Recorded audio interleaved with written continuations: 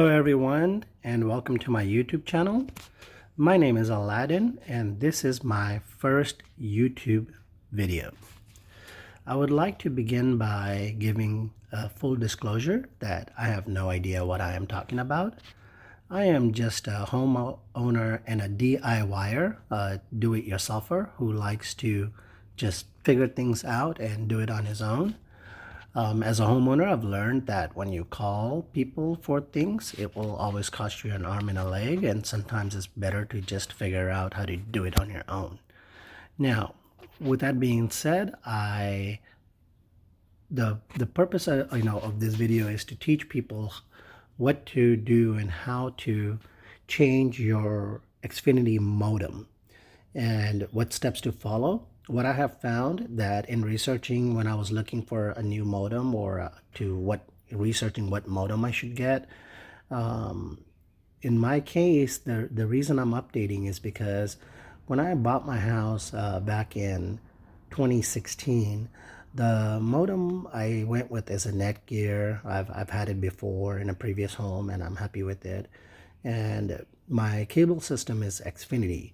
And so I started researching online for, what modems to buy, and I went ahead and bought a Netgear, and at the time it was only a single band, 2.6 gigahertz, and basically that's the signal it's putting out.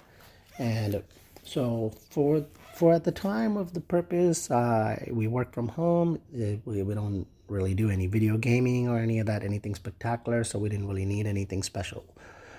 So we've had that ever since. It works fine, works great. I've never really had any issues with it. I think in the whole time I've had it, I remember maybe resetting it or having to reboot it one time.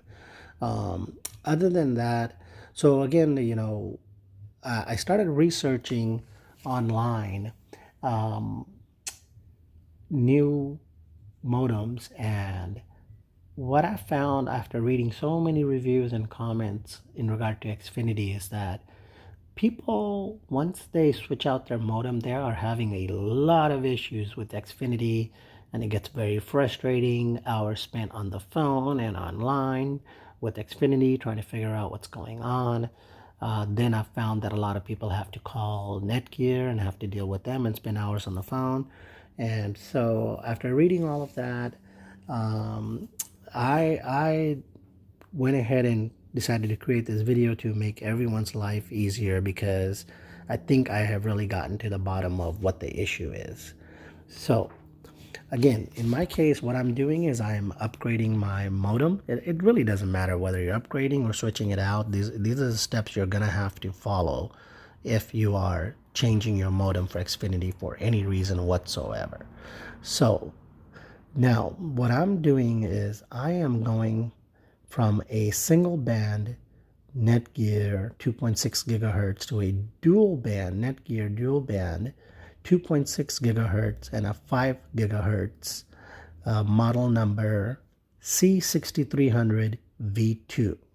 So in my case, what I am doing is I actually just bought a used unit online. I went ahead and looked at brand new ones and saw how expensive they were and decided I don't need to spend over $100 on a new modem when I can just get one used and set it up myself. So that's what I did. I went online and I went on eBay and purchased one. And I think with shipping and everything out the door, it was like $25. So once the modem arrived, I went ahead and unboxed the item, and it came with a power cord, and it didn't come with any instructions or anything else, which is fine. I already knew that. The seller had already told me that. So again, none of that is really relevant. The purpose of, if you want to forward through all this and get to the main part, which is how to connect it and get it working. So what you're gonna do, the first thing you're gonna do is you're gonna go ahead and disconnect your old modem. So you're going to go ahead and disconnect your old modem, and you are going to, before you connect your new modem, you are going to write down the model number of your new modem, it should be located on the box, or if you don't have one like me, it's a used one, it's on the device. You're going to write down the MAC number, you're going to write down the network name, and you're going to write down the network password. Now, again, this video is specific to Xfinity and Netgear, so these are the steps you are going to follow. Now, if you are already an Xfinity customer and you already have an Xfinity account, awesome. If you don't, you are going to need to download the Xfinity account, the app, and you are going to need to sign into it. If you don't have one, click create, follow the instructions, and create an Xfinity account. Write that information down so you don't lose it for future use. And then once you memorize it, you can toss that paper away. Now, if you again are like me and using the Netgear dual modem router, you are going to need the Nighthawk app. And so you are going to also need to go to your Play Store or App Store and download the Nighthawk app for Netgear. And you're going to go ahead and do the same thing with that app as you did with the Xfinity app. You're going to go ahead and sign into it. If this is the first time you're ever using it, you're going to need to create an account. So click create. It will, I believe, possibly ask you for a serial number from the device or something like that. You might want to write that down. If it doesn't, just follow the instructions and create a Netgear account. So now you have your apps downloaded, you've created all the accounts, and you are ready to connect your device. So what you're going to do is you're going to go ahead and, like I said before, you're going to disconnect the old device. You're going to connect the new device. You're going to power it on. It's going to take about anywhere from 3 to 5 minutes to cycle and boot and turn on. And what you want to see is all the lights come on. You want to see all the lights come on, and the main light that you're really looking for is it's like a little earth or a little globe symbol, and it's got a little arrow going around it. It's basically the universal symbol for internet, and that's the one you're looking for. Now, at this point, it may come on or it may not come on. It doesn't really matter. What the main part is, you got it connected and ready, because the most important part that I'm about to tell you is this is where everyone runs into a problem, is you need to activate your device. So in other words, you need to tell Xfinity that you are changing your modem. I really don't know why they need to know this, and it probably has something to do with them toggling the data, or I'm sure it's got something to do with data. But they need to know that you're switching your modem, and they need to know which one you're going to be using. So what you're going to do is, and again, this is why I included their phone number here, if you're the type of person who feels like you need to call them. However, you don't need to do any of those things. Once you've downloaded the app, what you're going to go ahead and do is you are going to open the app. So you're going to go ahead and open the app, and in my case, you will see that the app is not opening, and I don't know why. So anyways,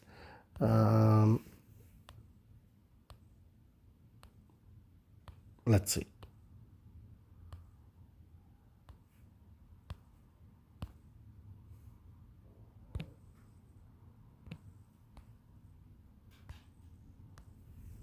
All right, let's try this again.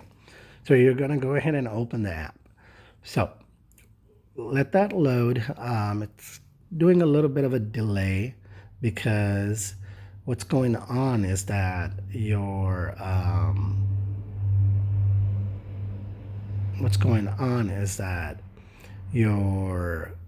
because I am recording this video on my phone and my device, I think that's what's causing the lag. So just bear with me and just kind of ignore that. So anyways, you're going to go ahead and click on account, and you're going to scroll to the fourth box. So you're going to click on account on the bottom right, and you're going to scroll to the fourth box, and it says activate Xfi gateway or modem. So under devices, you're going to click activate gateway, Xfi gateway or modem. So once you click that, you are going to click on your own modem. So once you click on your own modem, it is going to take you to a different screen that's going to start the activation process. At this point, if you click activation, start activation, it's going to, the first thing it's going to ask you for is the MAC number on the device. And this is where it really helps to write it down because like I told you before, you're gonna need it once it's all connected and everything and put away. You don't want to mess with it. It's usually on the back or on the bottom, so you want to have all this written down beforehand. So you're gonna go ahead and enter the MAC number on the device, and what the app is at that point going to do is the app is going to tell you that it's attempting to activate the device. And it's going to tell you how long it's going to take, which in my case, it told me it's going to take approximately 11 minutes. So about 11 minutes later, it completed the activation and I was able to hit overview and go to my account and see that my Netgear 6300 V2 is now online. So, which was amazing because that's what I wanted. I wanted to be able to activate it and see that it's showing up on the app. So now that it's showing up on the app, I know I have internet. So I've activated the device. The symbol, the earth little green light symbol on the device is on. I have internet. In my case, my laptop is sitting right next to my modem. So to get the best signal, I have it hardwired in there. So what I did is I went ahead and opened Google Chrome just to make sure I have internet and it's working on the laptop and everything. And so I completed that step. And the next thing I did is you have to open your Nighthawk app. So when you open your Nighthawk app, as you will see, it will say connecting to router.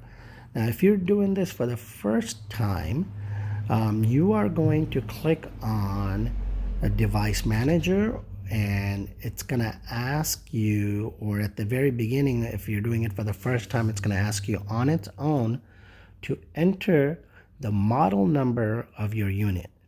So once you enter the model number of your unit, what it's going to do is it is going to, I guess, activate it. I'm not really sure why you have to do this step 2, but these are the steps you have to follow to get it to work. So once you've done that, your device will be connected. As you can see, my device is online. It's showing my signal, Netgear 35, and it's working. So everything is good at this point. Now, what I wanted to do at this point is check and make sure that I have a Wi-Fi signal. So in my case, what happened is now that I've activated the device, I've launched Google Chrome on my laptop, it's hardwired in, it's working. I went on my phone and I turned on my Wi-Fi to look for my new signal. And in my case, I was not getting a new signal. And so I told myself what I need to probably do is reboot the device. Now that it's activated, it's connected to the Xfinity app, it's connected to the Nighthawk app.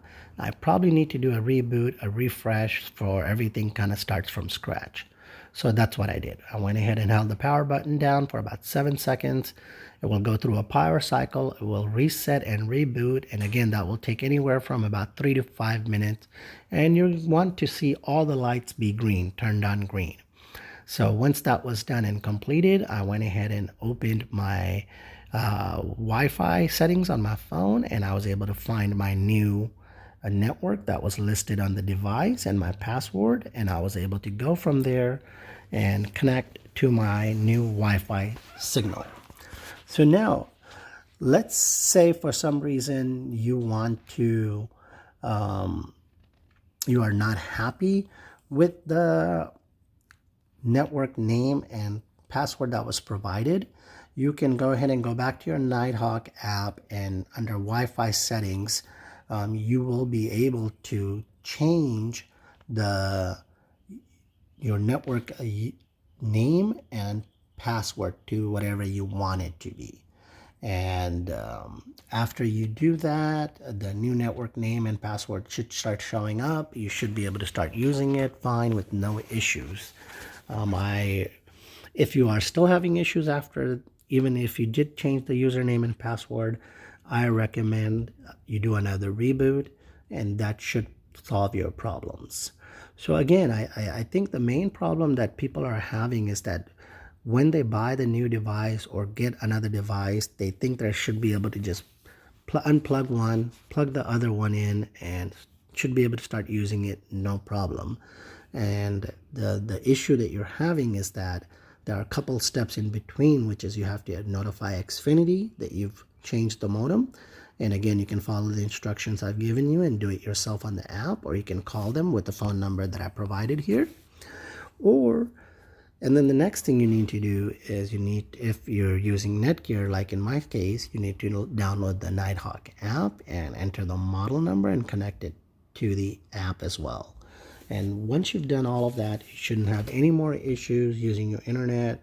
And you should be getting both the bands will show up when you're looking for it. So in my case now, when I look for my Wi-Fi signal, it shows I am showing a 2.6 gigahertz Netgear 35 signal, which is the name of my network that was provided. I haven't changed it. And I'm also showing a Netgear 35 5 gigahertz. So with my devices that need video streaming and things like that, I connected the 5 gigahertz to it. For the devices that don't need all that, I connected the 2.6 gigahertz Wi-Fi signal to it, and everything's working flawlessly with no problems and issues. Again, if you want to go change the username and passwords of those Wi-Fi signals, you can do that on the Nighthawk app. In my case, I made them both different so I can differentiate which one is which. And I also made the passwords different so that my kids don't accidentally sign into the wrong one when they're using their devices. So those are a couple of extra steps I took because that's the issue I'm having was the signal. So I don't want them connecting on their phones to the 5.0 when they don't really need that. They have data from the cell phone company, and they also are at home and they're not doing anything spectacular. The 2.6 is fine for them. So they only have that password. They actually don't even have the password to the 5.0. As a matter of fact, I think I'm the only one in the house that does. And which I did is connected it to, again, my Roku and my Fire Stick. So everyone, again, my name is Aladdin, and I really hope that this has been helpful, and that if you follow these steps, you should not have any issues. And if you have any questions, and after all this, if you still need to contact Xfinity, go ahead and do that. Or if you need to contact Netgear, go ahead and do that. Please remember to give me a thumbs up and subscribe to my channel. I plan to start doing more DIY videos. I tend to do a lot of things around the house, and I just need to get more active and start creating more videos and helping people out. And I'm really hoping that this video helps you out. Thank you for watching my video, and God bless everyone.